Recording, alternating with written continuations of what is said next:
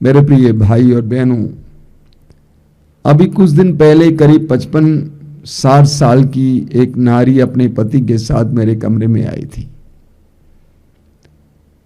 वो नारी फूट फूट कर रो रही थी। ये कहकर रो रही थी कि जब मैं जवान थी मेरा पति पीते थे, इसलिए मैंने 9 बार अबॉर्शन कराया, 9 बार अपने गर्भ के बच्चे को गिरा दिया, और आज मेरा एक बेटा है और एक बेटी है। उनकी शादी हो के अभी 10 साल बीते, एक बच्चे के लिए तरस रहे हैं, एक बच्चे के लिए तरस रहे हैं। इतना कहने के बाद वो नारी फूट फूट कर रोने लगी। मैंने कहा कि आपको इतने ज्यादा रोने की आवश्यकता नहीं है। हमारा प्रभु हमारे पापों को क्षमा करने वाला ईश्वर है कि आपने अच्छा पाप स्वीकार किया, उसने कहा पाप स्वीकार किया है। आपके पाप के लिए आपके बच्चों को दंड नहीं देगा, लेकिन बच्चों से कहिए प्रार्थना करने के लिए, उनको संतान मिलेगी। मैं जानता हूं कि इस दुनिया में ऐसे बहुत सारे भाई बहन हैं जो एक उम्र के बाद अपने बीते जीवन में किए हुए पापों के लिए पछताते हैं, रोते हैं। परिवार की बिगड़ी परिस्थिति को देखकर, बच्चों की बिगड़ी परिस्थिति को देखकर अपने आप को कोसते हैं और रोते हैं। पाप भयानक है। जब तक पवित्र वचन पढ़ने नहीं लगा, गहराई से मनन चिंतन करने नहीं लगा, तब तक मुझे नहीं मालूम था, क्योंकि बचपन में सिखाया गया था कि पाप करने से हमारी आत्मा गंदी हो जाती है। लेकिन पाप कितना भयानक है इसके बारे में पवित्र वचन पढ़ने और सुनने, वचन पर मनन करने के बाद मुझे पता चला। लेकिन बहुत सारे लोग पाप को आजकल हल्के से लेते हैं। आधुनिक इंसान बोलते हैं पाप क्या चीज होती है, अरे कुछ नहीं होगा, इतने दिन तक हम पाप करते आए हैं, कुछ नहीं हुआ। प्रज्ञा ग्रंथ के अध्याय 11 में एक बहुत सुंदर वचन है, उसके वाक्य 23 में लिखा हुआ है, प्रभु तू अपने सब पर दया करता है क्योंकि तू सर्वशक्तिमान है। अगला वचन है, तू मनुष्य के पापों को इसलिए अनदेखा करता है कि वह पश्चाताप करे। कभी कभी लोग कहते हैं कि हम पाप में जीवन जी रहे थे, कुछ नहीं हुआ। प्रभु आपको पश्चाताप करने के लिए मौका दे रहे हैं, आपके पापों को अनदेखा कर रहे हैं। पाप का तात्पर्य क्या है, अर्थ क्या है? यूहन्ना के पहले पत्र की अध्याय 3 वाक्य 4 में यूहन्ना बताते हैं, पाप ईश्वर की आज्ञाओं का भंग करना है। ईश्वर की आज्ञाओं को भंग करना पाप है। बाइबल हमें बताती है कि हमारा ईश्वर एक प्रेमी ईश्वर है। उस प्रेमी ईश्वर के मन में आप और मेरे लिए अच्छी अच्छी योजनाएं हैं। आप और मुझे सुखमय और शांतिमय जीवन जीने के लिए उन्होंने रोड मैप बना दिया है। इस मार्ग पर चलोगे तो तुम्हारे जीवन में कृपा होगी, आशीष होगी। तो प्रभु की आज्ञाएं, प्रभु के आदेश जो पवित्र वचन में हमें मिलते हैं, ये हमारे लिए कोई बोझ नहीं है, बल्कि हमारे लिए सुखमय शांतिपूर्ण जीवन के लिए सुंदर सुंदर इशारे हैं। लेकिन कई लोग इसको गंभीरता से नहीं लेते हैं। ईश्वर के वचन को, ईश्वर की आज्ञाओं को गंभीरता से नहीं लेते हैं, हल्के से लेते हैं। हमें उत्पत्ति ग्रंथ के अध्याय 19 में पढ़ने को मिलता है, ईश्वर ने सोदोम और गोमोरा 2 नगरों को नष्ट किया। ईश्वर ने दोनों नगरों को इसलिए नष्ट किया क्योंकि दोनों नगरों में पाप भर गया था, और वह भी लैंगिक पाप, वो भी समलैंगिक पाप।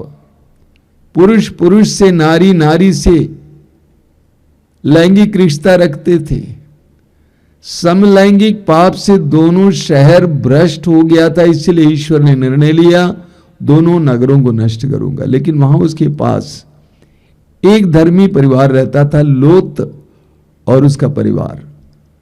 लोत इब्राहिम का भतीजा था। लोत और उसके परिवार को ईश्वर ने बचाना चाहा, इसलिए स्वर्गदूत को भेजकर लोत को यह संदेश दिया कि वहां से भाग जाए। उनको आदेश दिया गया कि जितना जल्दी हो सके घर छोड़कर भाग जाओ, आगे जो पहाड़ है वहां पे छिप जाओ। लोत ने कहा वो तो बहुत दूर पड़ेगा, आगे जो शहर है वहां पे छिपने दीजिए। स्वर्गदूत ने कहा ठीक है, लेकिन एक शर्त, कोई भी मुड़कर नहीं देखेगा, न तुम, न तुम्हारी पत्नी, न तुम्हारे बच्चे, कोई भी मुड़कर नहीं देखेगा। लोत की पत्नी इसने सोचा कि मुड़कर देखना कौन सा बड़ा अपराध है भाई, पीछे की ओर कौन नहीं देखता है। उसने उस आज्ञा को हल्के से लिया और उसने वही किया जो ईश्वर ने आदेश दिया था नहीं करने के लिए। वचन में लिखा हुआ है उत्पत्ति ग्रंथ अध्याय 19 वाक्य 26 में कि लोत की पत्नी ने मुड़कर देखा और वह नमक का खंबा बन गई। समाप्त, खत्म, आगे नहीं बढ़ने का। लोत ने अपनी पत्नी गंवा दी, बच्चों ने अपनी मां गंवा दी, क्योंकि उस मां ने प्रभु के आदेश को हल्के से लिया था। 1-1.5 साल पहले एक लड़की आई थी मुझसे मिलने के लिए, जवान लड़की है, करीब 30-35 साल की है, युवती है। और वो बोल रही थी वो जिस लड़के के साथ रह रही थी उस लड़के ने उसको धोखा दिया, उस लड़के ने दूसरे किसी के साथ विवाह किया और ये लड़की अनाथ जैसी हो गई। इतना बोलकर वो रो रही थी, फूट फूट कर रो रही थी कि उसने मुझे धोखा दिया, उसने मुझे धोखा दिया। काफी देर के बाद उसका रोना धोना जब बंद हुआ तो मैंने उससे पूछा कि तुम इसलिए रो रही थी कि उस लड़के ने तुम्हें धोखा दिया? तुमको तो रोना चाहिए था कि तुम 2 साल व्यभिचार का जीवन जी रही थी। तुमको तो इस कारण रोना चाहिए था कि तुम 2 साल तक व्यभिचार का जीवन जी रही थी। तुमने इसके बारे में कभी नहीं सोचा। तुमने सोचा कि लड़के ने धोखा दिया, लेकिन तुमने अपने शरीर को जिसको ईश्वर ने बनाया अपवित्र किया। 2 साल तक व्यभिचार में जी रही थी। हमें मकाबियों के ग्रंथ के पहले ग्रंथ के अध्याय 6 में पढ़ने को मिलता है। हमें राजा अंतियोखुस के बारे में पढ़ने को मिलता है। राजा अंतियोख ने यहूदियों पर बहुत अत्याचार किया। अपने मृत्यु से पहले वो क्या कहता है, वचन में लिखा हुआ है, उसने अब अपने सब मित्रों को बुलाकर उनसे कहा, मुझे नींद नहीं आती और मेरा हृदय शोक से टूट गया है। मुझे नींद नहीं आती और मेरा हृदय शोक से टूट गया है। मैंने पहले अपने मन से कहा, मैं कितना कष्ट सह रहा हूं और मुझ पर दुख का कितना बड़ा पहाड़ टूट पड़ा है। मैं तो अपने शासन के दिनों दयालु और लोकप्रिय था, किंतु अब मुझे याद आ रहा है कि मैंने यरूशलेम के साथ कितना अत्याचार किया। मैं वहां के चांदी और सोने के सब पात्र चुरा कर ले गया और मैंने अकारण यूदा के निवासियों को मारने का आदेश दिया। मुझे लगता है कि मैं इसी से ये कष्ट भोग रहा हूं और गहरे शोक के कारण यहां विदेश में मर रहा हूं। राजा अंतियोख को मरने से पहले इस बात का एहसास होता है, आज मैं दुख भोग रहा हूं, इस प्रदेश में मर रहा हूं। इसका कारण यह है कि मैंने यरूशलेम मंदिर की चीजों को चुरा लिया और यहूदियों को मरवा डाला।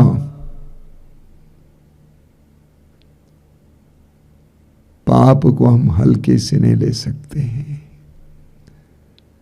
बारूक के ग्रंथ के अध्याय 3 वाक्य 13वें वचन में लिखा हुआ है, यदि तुम ईश्वर के मार्ग पर चले होते तो तुम जीवन भर शांति का जीवन जीता।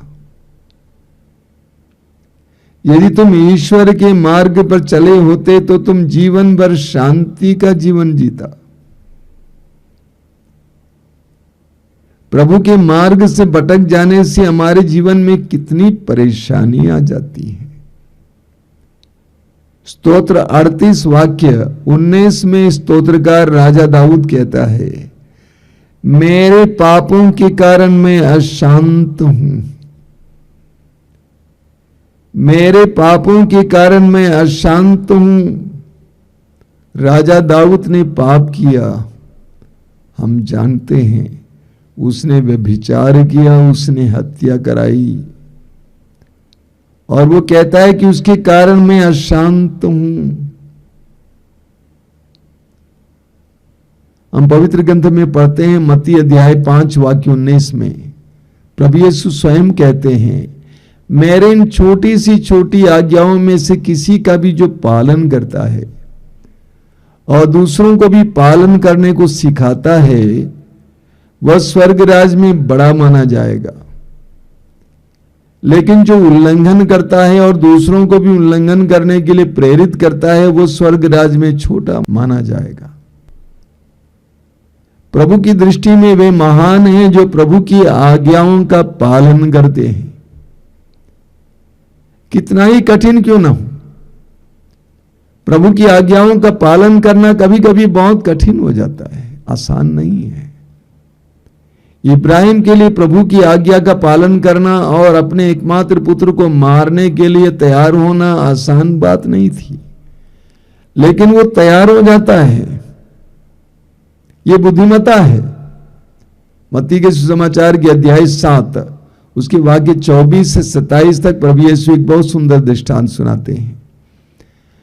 प्रभु कहते हैं, जो मेरी इन बातों को सुनता है और उसका पालन करता है, वह उस बुद्धिमान व्यक्ति की तरह है जिसने अपने मकान को चट्टान पर बनवाया। वर्षा हुई, नदियों में बाढ़ आई, आंधियां चली, उस मकान से टकराई, लेकिन वो मकान नहीं गिरा क्योंकि उसकी नींव चट्टान पर रखी गई थी। लेकिन जो व्यक्ति मेरी इन बातों को सुनता है, उसका पालन नहीं करता है, वो उस मूर्ख व्यक्ति की तरह है जिसने अपने मकान को बालू पर बनवाया। वर्षा हुई, नदियों में बाढ़ आई, आंधी चली और उस मकान से टकराई, लेकिन वो मकान ध्वस्त हो गए। प्रभु कहते हैं, प्रभु की आज्ञाओं का पालन करना बुद्धिमत्ता है। बुद्धिमान लोग प्रभु की आज्ञाओं का पालन करते हैं, प्रभु की आज्ञाओं का उल्लंघन नहीं करते हैं।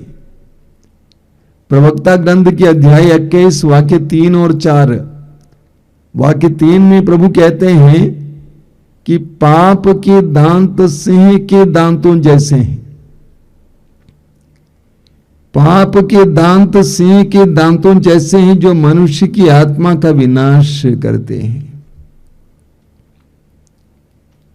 पाप को हम हल्के से नहीं ले सकते हैं। पाप को हम हल्के से नहीं ले सकते हैं। और उसके वाक्य 4 में लिखा हुआ है, हर अपराध दुधारी तलवार के सदृश है। हर अपराध दुधारी तलवार के सदृश है जिसके घावों का कोई इलाज नहीं है। हर पाप दुधारी तलवार के सदृश है, उसके घावों का कोई इलाज नहीं है। देखिए स्तोत्र 38 में स्तोत्रकार क्या लिखता है वाक्य 4 से, मेरे पाप के कारण मेरी समस्त हड्डियां छीज रही हैं, मेरे अपराधों का ढेर मेरे सिर से भी ऊंचा हो गया है, भारी बोझ की तरह मैं उन्हें ढोने में असमर्थ हूं। मेरी मूर्खता के कारण मेरे घावों में पीप पड़ गई और उनमें से दुर्गंध आती है। मैं झुक गया हूं, अत्यंत दुर्बल हूं और दिन भर उदास चलता फिरता। मेरी कमर में जलन है, मेरा सारा शरीर अस्वस्थ है। यह उस व्यक्ति का वर्णन है जो पाप में जीवन जीता है। पाप का नतीजा कितना भयानक होता है। हमें राजाओं की दूसरे ग्रंथ के अध्याय 5 में पढ़ने को मिलता है। आपने सुना है, आराम के राजा का सेनाध्यक्ष कोढ़ी था। कोढ़ से मुक्त होने के लिए वो एलीशा के पास आता है और एलीशा ने उससे आदेश दिया कि जाकर यरदन नदी में 7 बार डुबकी लगाइए, आप ठीक हो जाएंगे। पहले पहले उसने इनकार किया, लेकिन अंत में मान लेता है। 7 बार यरदन नदी में डुबकी लगाने के बाद वो स्वस्थ हो जाता है। तो एलीशा के सामने आकर खड़ा होता है और कहता है कि मैं आपके लिए बहुत सारा उपहार लेकर आया हूं, सोना चांदी, अच्छे अच्छे कीमती वस्त्र। एलीशा ने कहा कि मुझे तुम्हारा कुछ नहीं चाहिए। और वहां से कोढ़ी नामान शुद्ध होकर चला जाता अपने देश। एलीशा का नौकर गेहजी को बहुत बुरा लगा। उसके अंदर लालच उत्पन्न हुआ कि मेरे गुरु ने राजा उस सेनाधीश को क्यों ऐसे जाने दिया, क्यों उसका उपहार नहीं लिया। गेहजी पीछे के दरवाजे से चला जाता है और उस कोढ़ी नामान को अनुगमन करता है, उसको रोकवा देता है। कहता है कि मेरे गुरु के कोई शिष्य आ गए हैं, उनको कुछ उपहार की जरूरत है। और नामान बड़ी खुशी से कुछ उपहार दे देता है। उसको लेकर गेहजी घर के अंदर आता है, पीछे छिपाकर एलीशा के सामने आ जाता है। एलीशा ने पूछा, कहां से आ रहे हो? और वो झूठ बोलता है। एलीशा ने कहा कि तुमने ऐसा क्यों किया? इसीलिए कि तुम्हारे अंदर लालच आ गया और तुमने कोढ़ी नामान से वो सारा उपहार लिया। तुमको नामान का कोढ़ मिलेगा। और उसी समय से वो कोढ़ी बन गया। उसी समय से वो कोढ़ी बन गया। हम पाप को हल्के से नहीं ले सकते हैं। हम ईश्वर के नियमों को हल्के से नहीं ले सकते हैं। सूक्ति ग्रंथ के अध्याय 15 उसके वाक्य 27 में हम पढ़ते हैं, पाप की कमाई एकत्र करने वाला अपने घर को संकट में डालता है। आजकल लोग पैसे के पीछे भाग रहे हैं, पागल हो गए हैं। सबको पैसा चाहिए, ऐश आराम के लिए, मनोरंजन के लिए, उड़ाने के लिए पैसा चाहिए। पैसा इंसान का भगवान बन गया है। सबको पैसा चाहिए, किसी न किसी कीमत पर पैसा चाहिए। घूस लो, अन्याय करो, शोषण करो, कुछ भी करो, भ्रष्टाचार करो, बेईमानी करो, पैसा चाहिए। वचन में लिखा हुआ है, पाप की कमाई एकत्र करने वाला अपने घर को संकट में डालता है। आने वाली पीढ़ी को देख लेना क्या करता है। हम पाप को हल्के से नहीं ले सकते हैं। कोई भी पाप के परिणाम से बच नहीं सकता है। हम सोचते हैं जो किए सो अतीत में न किए हैं, हाँ उसका नतीजा तुम्हें भोगना पड़ेगा या किसी न किसी को भोगना पड़ेगा, क्योंकि तुम जो बोते हो उसी को तुमको काटना पड़ेगा। तुम जो बोते हो उसी को तुमको काटना पड़ेगा। सूक्ति ग्रंथ के अध्याय 13 वाक्य 21 बहुत जबरदस्त वचन है। वहां पर लिखा हुआ है, विपत्ति पापियों का पीछा करती है। विपत्ति पापियों का पीछा करती है। पापी पाप करके आगे निकल जाता है, सोचता है किसी ने देखा नहीं, कुछ नहीं हुआ है, लेकिन विपत्ति उसका पीछा करती है। मेरे प्रिय भाई और बहनों, हम पाप को हल्के से ना लें,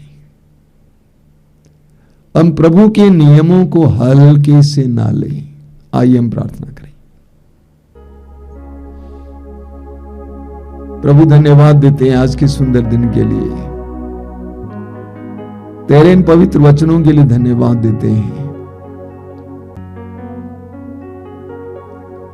हम आधुनिक दुनिया में रहते हैं प्रभु, चारों ओर बहुत ज्यादा दबाव है, लालच की आत्मा बहुत ज्यादा काम करती है, चारों ओर से प्रलोभन है प्रभु। ऐसी परिस्थितियों में भी तेरे प्रति ईमानदार बने रहने की कृपा हमें दीजिए। प्रभु यीशु, तूने यूहन्ना के सुसमाचार के अध्याय 17 में अपने शिष्यों के लिए प्रार्थना की है, पिता मैं इन्हें चाहता हूं कि तू उन्हें संसार से उठा ले, वे संसार में है, लेकिन तू उन्हें बुराई से बचा लेना। हमें बुराई से बचा लेना प्रभु। हमें तेरे आदेशों, तेरे वचनों को गंभीरता पूर्वक लेने की कृपा देना। हमें पापों को गंभीरता पूर्वक लेने की कृपा देना।